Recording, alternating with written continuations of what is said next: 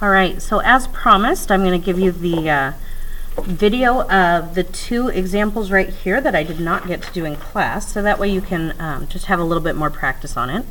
So before I get going too far though, I do know that in periods 4 and 5, I made a little mistake on the first one and I want to make sure to correct it.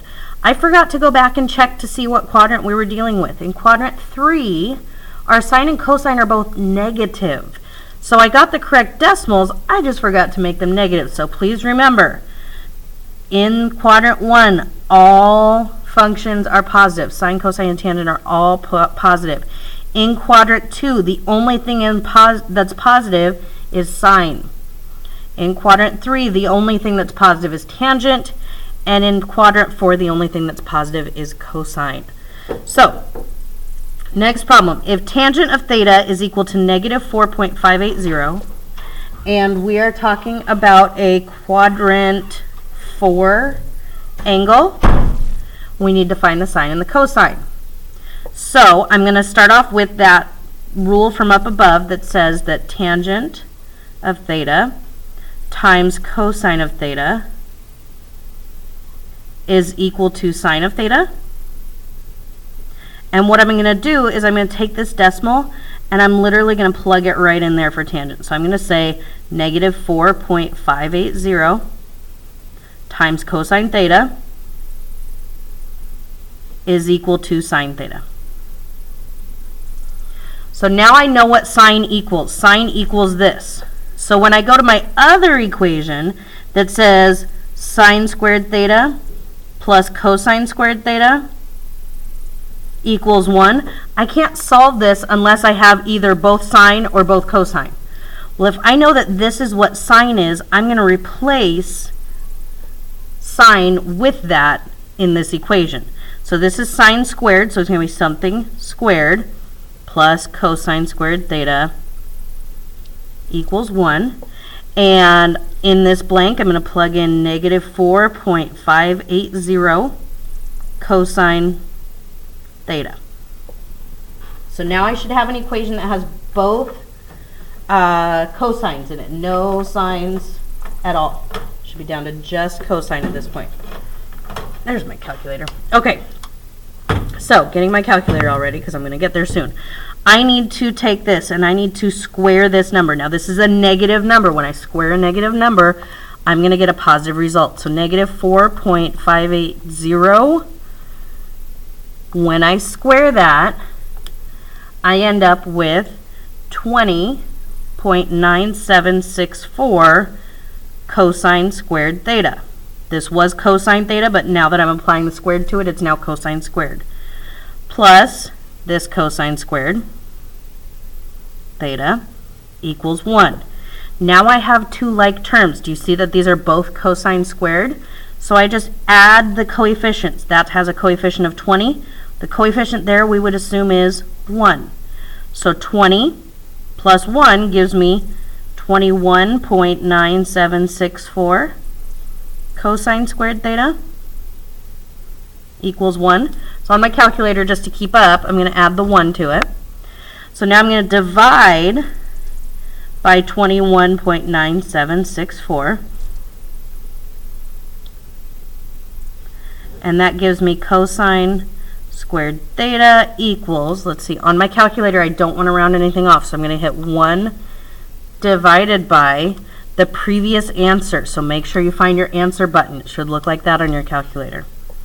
And now I have 0.0455 blah blah blah. I'm not going to write down all the digits. I'm just not going to clear it so that I calculate with all those. Last step, I'm going to square root both sides so that I get cosine of theta. So cosine of theta is equal to the square root of this. So I'm going to hit the square root of the previous answer, again using that previous answer button. And now rounding off for the 3 digits, I have 0.213. And checking back, we're talking about quadrant 4. In quadrant 4, from above, cosine's the only thing that's positive. So I can go ahead and leave that positive, and I'm good to go. Now, where do I go to find sine? Well, up here where we had sine by itself, that's the easiest place to go. So I know that the first parenthesis says negative 4.580. And cosine theta I can now actually plug in a value for because I know what it is, 0.213. And I can go ahead and use the rounded off form for that. That's fine. So if I multiply those, that result is going to give me sine theta. So what does sine theta equal? Well, negative 4.580 times 0.213, I get negative 0.976 when I round it off to the 3 digits. I know there's a little bit of a glare there for you. But the important thing to note there is I got a negative number. In quadrant 4, sine should be negative, so that is appropriate to leave the negative sign right there. So there's my sine and my cosine when I was given the tangent. Let's see, find cosine and sine. Could you find sine for this tangent value in quadrant 3? Of course I could, because it actually would be the very same answer. The only difference is that in quadrant 3, actually no, I couldn't. I'm sorry. I couldn't, because in quadrant 3 from above, tangent has to be positive. So if they have given me a negative tangent value, it doesn't exist. So I could not find that in quadrant 3. I could only find it in a quadrant where tangent is negative. Okay, last problem. So here's my tangent value. Again, I'm going to start off with tangent theta times cosine theta equals sine theta. And I'm going to plug in what tangent is. It's 4.575 times cosine theta equals sine theta. Okay, so far so good. Let's see. So I know what sine is, so I can go to my sine squared theta plus cosine squared theta equals 1. And I'm going to plug in what I know for sine right here. So sine squared plus cosine squared theta equals 1. For sine theta, I'm going to plug in 4.575 cosine theta. So now when I square this, I need to square both the 4.575 and the cosine. So, 4.575 squared, and I get 20.93. Now again, I'm not going to write out all the digits. However, I'm going to leave it on my calculator and not clear it so I can use that answer button.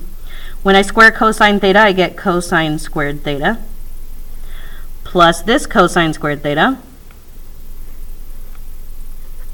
And now I have some like terms. These two are both like terms. This one has a coefficient of 1. So I'm going to add 1 to this. That gives me 21.93, etc., etc., etc. Cosine squared theta equals 1. So to keep up on my calculator, I'm going to add 1, and I'm still at my good decimal. So now I need to divide both sides by this. So divide by 21.93. And that's going to give me cosine squared theta equals, let's see, 1 divided by the previous answer is 0.0455, etc., blah, blah, blah. And I can square root both sides. Again, I still have not rounded off anything from my calculator. And if I square root the previous answer, I get 0.214 when I round that off. Now, let's go back to look at what quadrant we're in. This problem says that we are in quadrant 3, because from pi to 3 pi over 2 is quadrant 3. I don't know if you can see that or not. In quadrant 3, from above, the only thing that's positive is tangent. Therefore, my cosine must be negative. I must put the negative sign on that. So there's my cosine value. And now I can go find my sine again, coming up to this same equation where sine is by itself. The first parentheses is 4.575. The second parentheses, I can actually go fill in what it is. It's negative 0.214. And so therefore, when I multiply those, sine of theta should be negative, because again, in quadrant 3, sine is negative. 4.575 times negative 0.214 gives me negative 0.979. So there's my sine value and my cosine value for that angle that has that tangent value. Remember, your homework is online on new.goformative.com. Make sure that you go and finish that up, and make sure that you round off appropriately.